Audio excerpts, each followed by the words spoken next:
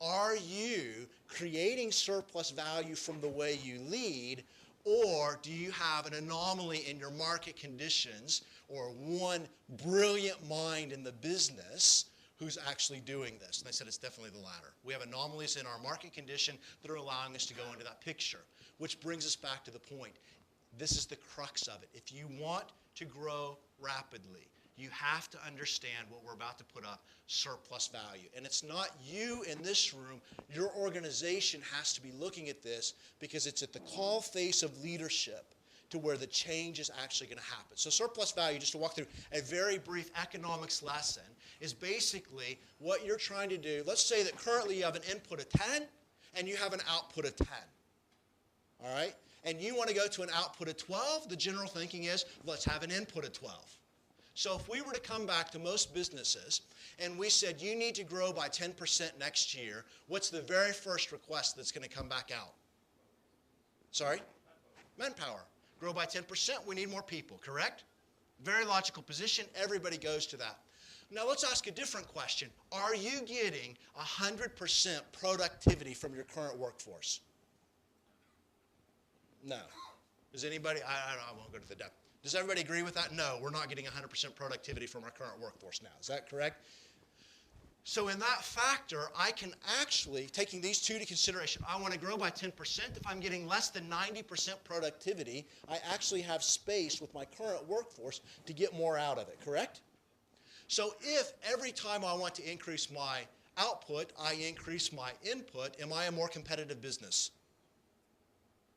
Sorry?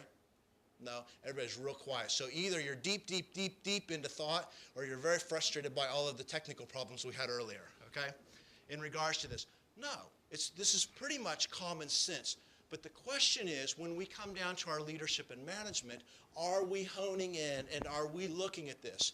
So what it's saying is, if I have an input and an output, I'm getting X. But rapid growth, so I increase my input, this would be the natural output I come with. Rapid growth is, though, it's getting into this space, the creating surplus value. It's saying, what additionally can I extract from my input to give me a greater output? This is the crux of what's going on. So when we look at leadership, what we're going to be talking about is how do we move in this direction? How do you get more out of a person than you're currently getting from a person now?